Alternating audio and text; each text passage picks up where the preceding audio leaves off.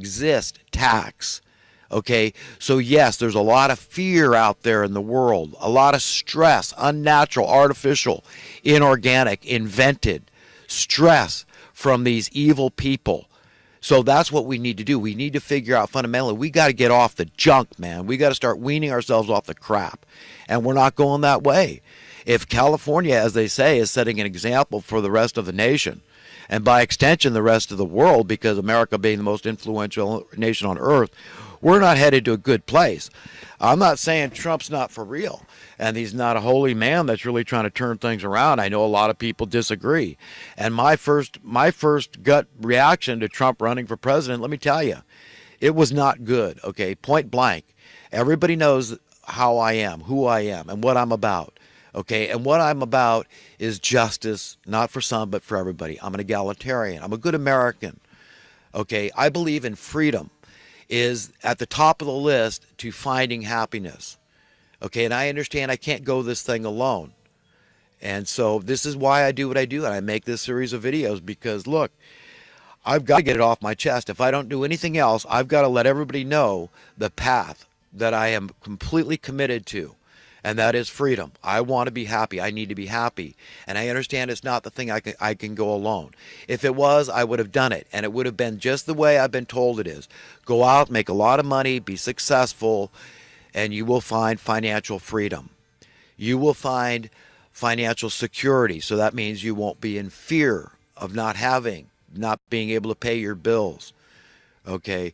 But you know I'm a smart enough kind of guy. If that was really what was the answer, I know it, and I would have gone out and I would have made a fortune. I don't care. I don't see it. That doesn't float my boat. And if that floats other people's boats, I don't condemn them. I don't hold it against them. With Trump, I say, you know what? I mean, I don't understand the excesses of being a billionaire, a multi-billionaire, and all this. You know, look. The entire established status quo system is fraudulent, up one side and down the other. It's based on nonsensical crapola. Okay, I don't know a better way to put it, but it's fraud. I mean, it is irrefutable fraud, heaped upon fraud, and carried to the nth degree. Okay, this is a bad situation we're in. And if you don't know it yet, you're going to know it because we've stepped in it up to our necks, and now it's encroaching upon our nose. And we're all going to smell it real soon.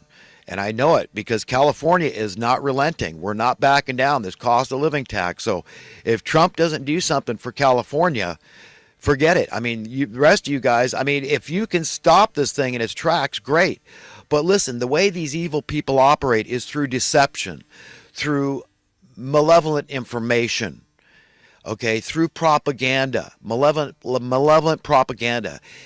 It is designed to confuse you, to keep you stupefied, ignorant, and off balance, therefore lacking power, lacking confidence, because with knowledge and wisdom, as we know, is power, okay, information, education. Knowledge is power, right? So the lack thereof is disempowerment.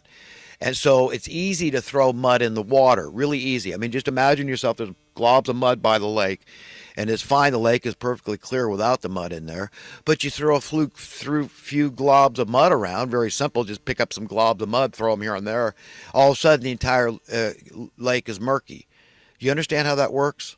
So that's what they're doing here with the screwing with our heads, mind-effing all of us to keep us stupid. This is how the beast system keeps operating. And so they keep the masses disempowered.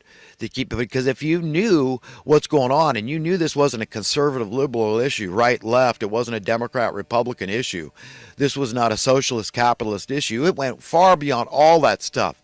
They want us to believe that. That's the mud in the water to keep us, it's a distraction, a diversion from really just focusing as one and just going after these people. Okay, it is the money printing class. I'm telling you, we've got to gain control over the issuance of currency. Until we do that, we can decide our own financial economic fate in America. Then we're not doing anybody else on this planet any good. We've got to grab this bull by the horns. We've got to get control of these coin clippers. They're thieves, I'm telling you, and they're murderers too. They're willing to do anything because they're the top money lovers. Who stays in charge? Those that love the money the most. Money is compared to a false god. So when I talk about money being Satan's ambrosia and how he would literally starve to death if we could just wean ourselves off the junk just gradually. How do you do that? Well, you do it with sound economic policies. So you don't tolerate the special interest groups that are allowed to collude together. You create regulations to protect the people. You make rules that we all have to follow. We say, no, I see what you're doing here. You're manipulating markets. I see the government's involved. They turn a blind eye because they make more money as they drive up real estate costs. And all we need is one central fire. They start a fire, the housing cost, an essential human need. You can't get away from it. And then it leads over here, and then over here, and then over here. And these people that started the fire, they don't care that their cost for those things going up because they're at the top of the thing. They're in the middle. They're pouring fire on the flames of the bonfire. So you got this chain reaction cost of living inflation. Everybody's trying to keep their head above water. So it affects all the costs for all your services, all your commodities. Everything's got to keep going up in price. And they've got us to all understand, well, that's normal. I mean, look, if the oil companies that are producing the gasoline are selling less product because people are going to electric cars and hybrids and all this, well, you understand that according to the neo laws of supply and demand that they've turned on their head, now since demand has gone down, the consumer of the gasoline must pay more to compensate for those losses, that lack of sales. That's the opposite of supply and demand, my friends. I'm telling you, I know what the hell I'm talking about. I want you to be empowered with that knowledge. And don't let anybody try to tell you otherwise. I don't care what kind of degrees they got from Harvard or anywhere else on this. I know what I'm talking about. I've learned from the best. I haven't learned because I wanted to go out and be a sycophant, brown-nosed piece of crap out there and just make a lot of money and don't give a crap about the rest of humanity and what I'm inflicting on people through my business practices. I learned because I wanted to get to the bottom of things. I wanted to know the truth, the whole truth, nothing but the truth, about why our problems aren't being fixed, why they just keep getting worse. What evil thing is going on here? What is the beast system? That's what I mean. It's a beast system. It's a monopoly. And it's like it's eternal, like it keeps going on in perpetuity and on and on. Okay, because JFK had a chance and they said, no, we're going to snuff this thing out before it ever gets started. He was getting rid of Federal Reserve, those status quo money printers. They shouldn't exist. Good God, can't we see that? Am I the only guy out there talking like this? It seems like I am. I'm outraged. I'm incensed. I'm livid that these people still exist. We've got to abolish the Federal Reserve just to honor JFK. For God's sake, these coin clippers. Look what they've done to your money, man. You could buy a house anywhere in America for less than $10,000 back in the mid-'60s when minimum wage was over $1 an hour. Okay, and it would buy you a house comfortably. You could afford to pay your mortgage and pay your bills and support your family. And it was looking up because people knew intuitively, people understand supply and demand. They knew we could build houses faster than we were populating. So what's the net effect? Housing goes down. You have a surplus, an abundance, a superfluity. Okay, that's how supply and demand works. Your cost is supposed to go down. Down, down, down. And if the oil companies can't make enough money from selling gas, then maybe they need to get into another business. Or maybe they need to just, if their cost of living is dropping too, they got to pay less gas. The shareholders in the oil companies got to pay less for their gas, so they don't need to make as much profit. That's the whole idea. Is they want to, well, we got to manipulate markets here. We got to look after the interests of our shareholders here. So they got us all to accept this understanding. Oh, well, we understand the price for this or that has to go up because the guy's rent went up. He needs to charge more for his services. That gardener. Why? Because, well, he tells his boss, he tells his clients, he says, listen, my landlord raised my rent, or I just bought a house and my mortgage is higher than my rent or whatever. He's got a valid excuse for why. He just wants to stay even Steven. He's trying to keep his head above water and survive. So people are scared. It's a fear-driven society. So his boss says, well, I can't absorb that cost. So he's looking for cheaper labor, and he finds an illegal immigrant, let's say, and he says, okay, well, you know what? I mean, how much will you work for? Guy said, well, under the table, I'll do it for this, You see what's going on here. These people at the top are diabolical, they're cunning, they're crafty, they're evil. They know what they're doing. They're pulling every deck out of the card. They're all this cards up their sleeve are coming out now, and they don't have much. What they've got is to try to convince you that you need to stay poor. The reason that, yes, you are deliberately being kept poor and poor, getting poor, and it's getting harder and harder and harder to have a middle-class life, okay, is because we got to save the earth. That these are the good guys. Your Al Gore's out there, who is the figurehead for this movement of population control. Well, we've got to. If everybody was rich, you're going to all have babies, and you're going to all be driving and taking vacations and, burning CO2. You're going to cause global warming. You're going to destroy the earth. You're going to overpopulate it. So we can't let everybody be prosperous because they've got no argument. My argument is sound for telling you that by now, certainly, not only America, all of America could be prosperous. That means financially free. Okay, that means financially secure, but the entire planet by extension could be entirely. No, what I'm telling you is true.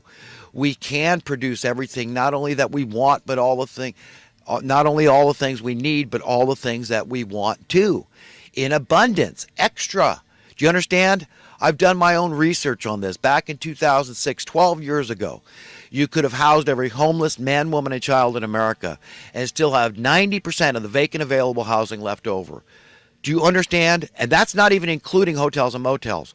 So it's inexcusable. There is no excuse. This is unnecessary human suffering. Okay, if I ran for governor of California, I became governor, the first thing I'd do is I'd say, well, with the clout I have as being governmental body here, we're going to go out and get some real estate, and we're going to get it at bargain basement because, governments own a lot of real estate anyhow. We're going to go out there, and the first thing we're going to do, virtually overnight, we're going to end homelessness. Do you understand how many people would hate me for doing that? That you're going to tell me, what, no more people are going to be dying out in the cold and living in abject fear of homelessness, one paycheck away from losing the roof over their head because they can't afford to pay their rent or mortgage? No, because we need that. That's the inspiration for getting people. That is the excuse me. That's the incentive. We've got to keep people in abject fear of homelessness. Otherwise, we could never extract these exorbitant rents and mortgages. Who would pay if they knew there was alternatives? If they knew there was options for lower cost housing? They're not going to do it. You understand? That's what I would do. And you know what the second thing I would do? I would do a dramatic tax reduction. I would prove to you that I am a fiscal conservative. You heard me right. You are going to see crime plummet overnight. If you just ended desperate poverty, if you did a basic income, you understand? You could cut your taxes dramatically. All these dubious wars we're getting into, we spend trillions of dollars of taxpayer money. Who's the taxpayer? It's you, it's me. Who's the government? It's you, it's me. You and me are the only legitimate government, okay? Back in '08, this is the opposite of capitalism. This is supply and demand put on its head. Okay, 90+% of the American people were against that. We're going to talk about a republic. We're going to talk about a democracy here. It's a joke. It's a farce. It's a fraud. It's a lie. Do you understand? We don't. Evil people are in control. So 10%, if 10% of the Americans, well, everybody's throwing bandying these percentages around, Alex Jones, it's 1/10 of 1/1,000,000th of a percent of whatever he says, that's really at the very top. And yes, he's right too. But remember, if 10% of the people were either evil or so utterly ignorant and stupid and confused, idiotic about that bailout of '08, that 10% of Americans were actually for that, do you understand? But they got their way. Okay, what you would have seen under capitalism is what's called a market correction. And in this case, you would have seen a dramatic market correction whereby you would have once again been able to afford to buy a house on a minimum wage job again, when America was great in the mid-'60s, aside from the Vietnam War, a distinctly dubious war. Okay, do you understand what I'm saying here? please be empowered with it and go share these facts with people. And don't let them play the ignorance is bliss card. Okay, just make sure, look, I'm not trying to talk over your head, tell them. But I'm going to make clear that you understand how to define progress relative to capitalism and supply and demand. And, let's have a genuine heart to heart, honest conversation. So just be intellectually honest with me, because I know you're smart enough to understand these things.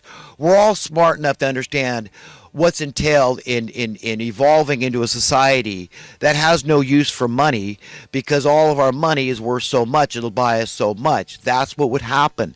That's what the rulers of this beast system are deathly afraid of, the captives being set free. And they don't have any more advantage through fear and intimidation, coercion, forcing us to live under their tyranny. They have no power. They have no clout anymore over us. They don't want equality in the land. They don't want everybody free. They don't want everybody prosperous.